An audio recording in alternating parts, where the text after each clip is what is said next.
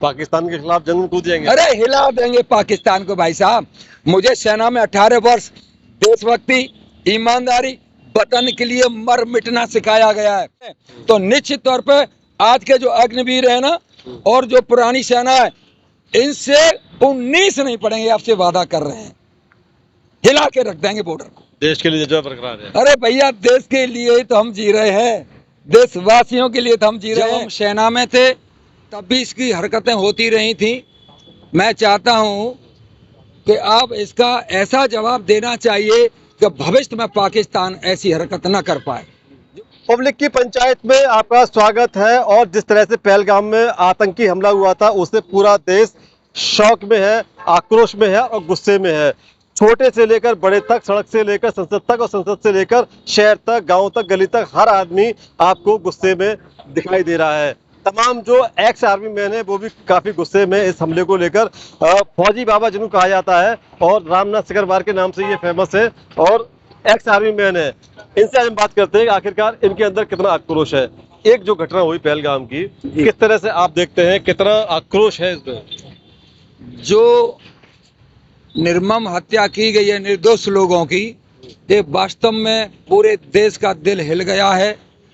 पाकिस्तान पहले भी ऐसी हरकतें करता रहा है। जब हम सेना में थे तब भी इसकी हरकतें होती रही थी। मैं चाहता हूं कि अब इसका ऐसा जवाब देना चाहिए कि भविष्य में पाकिस्तान ऐसी हरकत न कर पाए। जो आतंकवादी का न कोई जाति होता है, न धर्म होता है, न कोई मजहब होता है। अब मैं समझता हूं हमारे देश को, पाकिस्तान को इसके लिए वो कार्रवाई पाकिस्तान के खिलाफ करनी चाहिए कि भविष्य में ऐसी घटना न हो, क्योंकि अक्सर पाकिस्तान ऐसी गद्दारी करता रहा है इसके लिए। और जो आतंकवाद वहां पनप रहा है, इसको जड़ से खत्म करने के लिए हमारे देश को जबरदस्त हमला करना चाहिए। और मैं चाहता हूं भारत देश की सभी पार्टियों को समर्थन करना चाहिए इस हमले के लिए। पाकिस्तान की हरकत है, क्या लग रहा है कि अगर ये हमला होने के बाद या क्या वाकई में आतंकवाद खत्म हो पाएगा? ये जड़ें कितनी गहरी लगती हैं आपको? आतंकवाद की जड़ें निश्चित तौर पर बहुत गहरी हैं। इनको फंडिंग भी अच्छी हो रही है पाकिस्तान की ओर से, लेकिन लगातार इसके खिलाफ जंग नहीं छेड़ी जाएगी तब तक आतंकवाद खड़ा नहीं हो सकता है। ऐसा नहीं कि भी हमने हमला कर दिया फिर हम शांत बैठ गए। बीच बीच में इन पर हमले होते रहने चाहिए। पाकिस्तान की जड़ों को खत्म करने के लिए पूरे क्षेत्र के अंदर आर्मी डिप्लॉय कर देनी चाहिए। बाकी जैसे राजस्थान में और भी तमाम बॉर्डर पर जहाँ पर पीसफुल एरिया है, वो सारी आर्मी हमको उधर पटक देनी चाहिए जम्मू कश्मीर की ओर। तो बीच बीच में ऐसे हमले होते रहते चाहिए कि भविष्य में निर्दोष लोगों की हत्या न हो। कितना गुस्सा है आपने?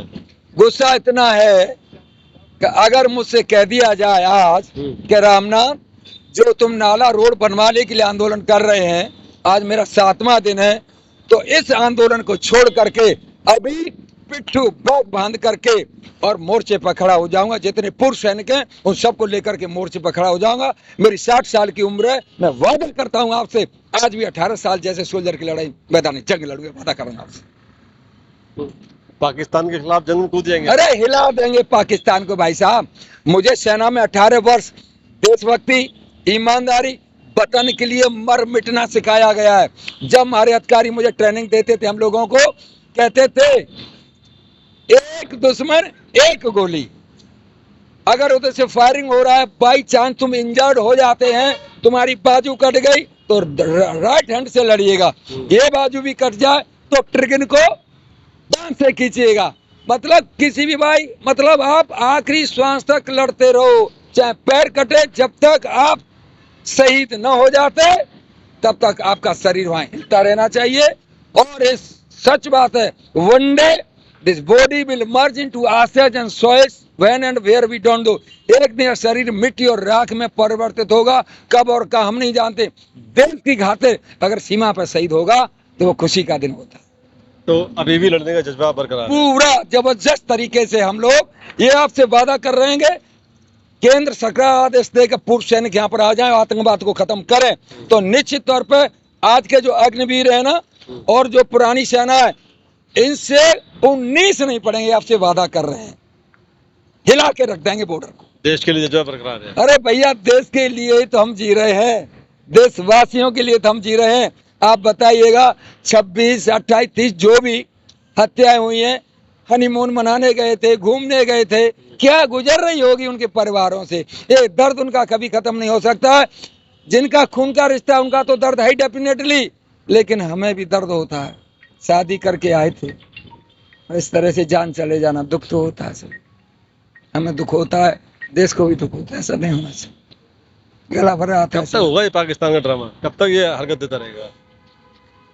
मैं समझता हूँ पार्टी को इसमें स्ट्रांग डिसीजन लेना चाहिए, और मैं कांग्रेस पार्टी से हूँ।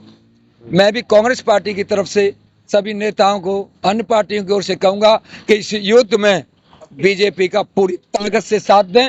हमला करना पड़े तो करा जाए, स्ट्राइक करी जाए तो करी जाए। अपनी राजनीतिक मतभेद संसद में लड़ो, दूर लड़ो, जब देश की बात आ जाए तो पाकिस्तान पे एकदम सब पार्टियां मिलकर के हमला कर देना चाहिए। क्या वाकई में इस्लामाबाद और लाहौर पे तिरंगा लहर जाना चाहिए अब तो? पहले जंग, कुछ कहना आसान होता है, करना कठिन होता है, लेकिन अब शुरू हो जाना चाहिए। बहुत हो गया, अब शुरू हो जाना चाहिए। कोई भी झंडा लहराएगा तो तब हम जंग लड़ेंगे। आसानी से जीवन में कुछ नहीं मिलता। बीच बीच में हमारे लोगों के साथ में अत्याचार हो रहे हैं, बम से शरीर को फाड़ देते हैं लोग। जब तक इन अत्याचारियों का शरीर नहीं फाड़ा जाएगा, कोई मजहब नहीं होता इनका, तब तक। 26 के बदले कितनों के सिर आने चाहिए? इसकी गिनती हम इसलिए नहीं दे सकते हैं, जंग के मैदान में कोई गिनती नहीं की जा सकती, पर इतना जरूर है देश में जैसे जो हाल किया है, जिस हिसाब से 26 लोग की उन्होंने खुलेआम जो अपनी आतंक दिखाया, उन्होंने निर्मम हत्या की, तो क्या लग रहा है कि कार्रवाई दसगुनी न हो?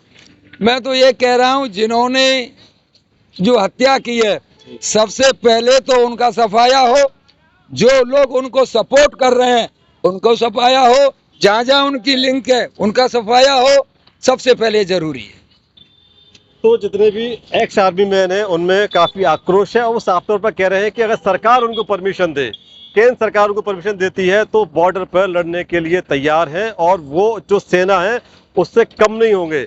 हर हाल में बॉर्डर पर जाकर दुश्मनों से मोर्चा लेंगे।